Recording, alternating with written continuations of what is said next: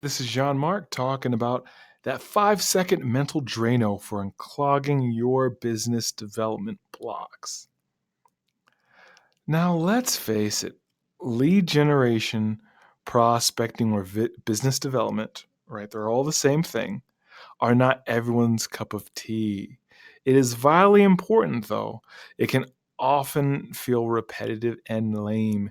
If you're feeling in a rut about it, or you don't know what to do about it, or you don't want to do it now, you've come to the right place. So I start off with a picture of this card that I always carry with me in my laptop, and I have it with me now. So I can show you here. And it's this card right here. Let's get in the camera. It says, Am I hiding now? It's from a business development course that I took over a year ago. And the point is that we find success in doing the simple things that are hard to do. And we hide in the complex things that are actually easy to do. That's from my mentor, Chuck Blakeman. And you can check him out at thecranksetgroup.com. But here's the thing is, as a marketing guy, what's super easy for me to do is create a website. I can create another website. I don't like it so much, but I can create another landing page. Sometimes it's easier to do those things, so we think that's the first thing we should do. But if you've ever done the Eisenhower matrix, right, the one, you should look it up online. Definitely don't rely upon me to describe it for you accurately. But it's a grid, and there are essentially top and bottom, I'll say left and right, left and top, rather. There are parts that say important, not important. And wait, rather, there's urgent and important. And then there's not important. And you should look it up. Anyhow, the point is that we often find ourselves doing things that are urgent. Things such as taking care of some banking issue, taking care of a customer issue, taking care of any little thing that goes on in a project that goes wrong. These are urgent things. But the critical and important things that we ignore all the time are things like business development, because your business, my business, doesn't keep rolling forward unless people are paying us. And so, as critical as this is, why are so many of us not doing the sales, lead generation, or business development? Well, it's the same reason it's easier to admire someone from afar than to chat them up. It's the same reason that when a speaker asks, Hey, who has a question? Nobody responds. And it's fear.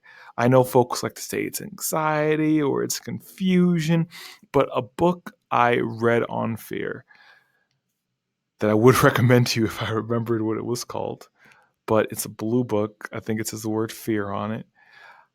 It was very interesting because this guy explains a lot of the stuff we call by other names now is really just fear. Think about it. How would a child explain it? If a child didn't want to go to the first day of school, how would they respond? Well, I'm a little insecure about how I'll be received here. Come on. Or I feel a bit anxious. No, not really. They're just going to say that they're afraid, they're scared. There's that fear. And adults, we oftentimes don't want to deal with that stuff because we don't want to be honest with ourselves about those horrible feelings, those things that we don't want to feel. And that's oftentimes what holds us back, is because we can't be honest and accept what we're feeling. Hey, feeling fear is not the problem. It's pushing it away. And the Buddhists have a interesting term for this. It's called the second arrow, and the second arrow is basically based off a parable and say you're walking in the forest, you're back in the olden days where there were knights and kings and squires and all that, and you're an archer. You're walking through the forest and phew, an arrow goes by you. You dodge it. Now here's a question. How long are you going to sit, hang around looking at that arrow? Dang, I can't believe that arrow. That dumb arrow. That stupid arrow. No, you're not going to stay very long because you know a second arrow is coming. Now, you dodge the second arrow by consciously choosing contemplation that will help you avoid suffering. What you don't do is you don't try to push it away and call yourself bad or terrible. Why can't I just do my business development? Here's the thing. Fear can be helpful because it shows us what matters to us. That's something else I learned from the fear book. Fear shows us something that matters. Some of y'all out there, you dig music, you dig playing music in public. But if you really dig it, my guess is you also are a little bit terrified about doing it in public. You probably get shaky knees or your palms get a little sweaty. You get a little agitated. You try to avoid it because you care a lot about how you come across musically. Some of us, like me, we care about speaking, but because we care about speaking when we have to do it in front of a group, we get a little weird. I was able to win some regional championships for speaking. And even when I had my speech down pat, every time I got up, there was that new rush of fear to remind me, oh, I care about this. Now, it's not something to push us away, it's not a warning sign. Rather, it's a signal to the brain that, hey, this matters to you. And guess what? This just might be new. And new things are awesome. It's something that I learned from Jensen Cheryl's book, You Are a Badass.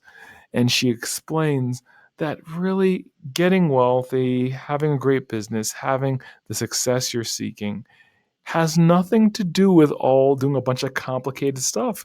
You've probably done more complicated stuff in your life. Think about driving. I mean, dang, that stuff is complicated, right? When you first learned, what you really have to do in order to get to that place that you want to reach is you have to be willing to make yourself very uncomfortable. And that's what she said. And I said, dang, okay. That's really the secret. And that's what I'm finding. Anytime I grow, anytime I get to another level, it's about making myself uncomfortable. Yay! But here's a good trick I learned about fear from my guy, sales expert Grant Cardone.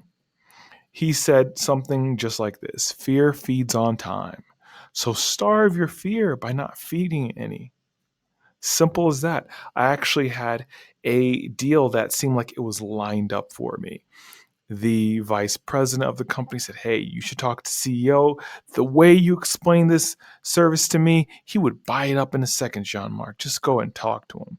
I'll give you his email. So typically what happens is someone will introduce me via email, and then via email we'll set up a call and a time to talk.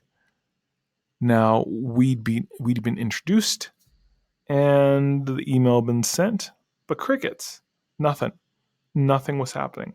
I didn't understand why. So I sent another email. Nothing happened. But I was made aware, like, oh, he's interested. He's just, swamped. So at that point, what's the last thing a millennial like me wants to do? I have his phone number. Pick up the dang phone and call him. So instead of getting worried and frustrated about it, I believe I was in a Starbucks. I just said, screw this. I picked up my phone, called them from my number, my personal number, not my business number. And I just said, yeah, hey, what's up? Is Gene here? And I was able to get a meeting with him, which landed in a deal. And this was only made possible by just starving fear. Fear loves time. So if you're doing that business development dance in your head and you're a little bit concerned, you don't want to do it, just go ahead and get it done. It's so much faster. It's like someone had put to me from Buddhist philosophy. It's like, why do people get so hung up on motivation? There's this false idea of motivation. Like, before I do something, I have to really want to do it. And then I got to get myself on fire. And then, and then I'm going to do it. How about you just do it? Why don't you just complete the task? You're going to feel better. It'll be done. And then, boom, you can move on to the next thing. And it's hard to be scared of a thing where you're actually doing it. But before I let you off, I want to talk about something people don't necessarily talk about. And that's why I want to talk about it. It's what I call faux fear versus real fear. And this has tripped me up in my life. And hopefully, by sharing this, it can help you from getting tripped up in yours. So there are different phrases that'll enter our brains. Things like, I should do this, but it's soul sucking. Now, you may run into this. An easy example is cold calling. I cut my teeth in marketing and sales on cold calling. But guess what? I do not like to do it for my own business. Even the call I made to that CEO, that was a rather warm call. And those are pretty much the only calls I like to make if I make a call. I know successful business owners who make $1 billion plus in revenue and will not touch a phone to save their lives. They know that about themselves. And I agree.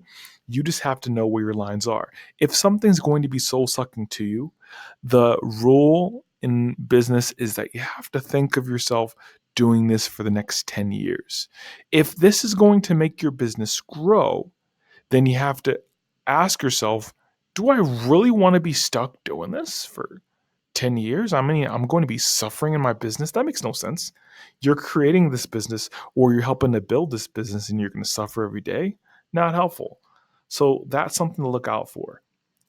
Another phrase, I know it sucks, but I have to. Do you really? So this is a chance to do some soul searching. Why do you think it sucks? Oftentimes, our brains could be trying to tell us something really smart that we aren't willing to acknowledge because of pride and fear. An example, maybe there's a networking event you don't dig, but you keep going there month after month, week after week. Have you ever thought that this thing was a total waste of your time? Look at the numbers. See what the numbers say. If you honestly break down how many of these coffee meetings turned into sales that resulted from this networking group, you might just find that zero happened from it. I actually recently swore off networking because it's something my mentor, Chuck Blakeman, says. Real successful business owners are not out there networking. They're not. Typically, when you're networking meeting, you're in a situation to where someone's trying to stab another person with their business card and see if they'll be a good customer for their insurance company. It's like, dude, no. You typically aren't finding, if you find a business owner running a $5 million plus business in a networking group, just a regular old networking group, not some paid clubhouse thing, but a regular networking group, hey, I would love to buy you lunch and learn where the heck you're going because I need to learn that. Typically, they aren't there. So ask yourself, is this meeting, event, whatever, worth it? Look at the numbers. Lastly, you never know. I got this one from my dude who wrote Choose Yourself. Can't think of the author now. He has the crazy hair. You know what I'm talking about. His thing is that this phrase can often be used to just trap us. You never know means that you have to go to everything with everyone anytime. The other day, I was giving myself crap because I use LinkedIn Profinder to help find leads passively. And because it's passive and it's free, look up on the site to find out what I'm talking about. It should be the one that talks about LinkedIn giving you leads. Anyhow, or it's called Sales Leads Served Free, rather. Excuse me. Well, I was giving myself crap because some of these leads were just crappy. It's like if it comes down to a consultant just starting off, they're not going to be a good fit for me. They typically can't afford me. But I was thinking, hey, you never know. Maybe they just might turn into a lead, and maybe they just might turn into a waste of time. So, all this said, this whole thing has been about using that mental Drano to unclog your business development blocks. Short version, do it. Do it and get your business development on. All right? Talk to you later. Peace.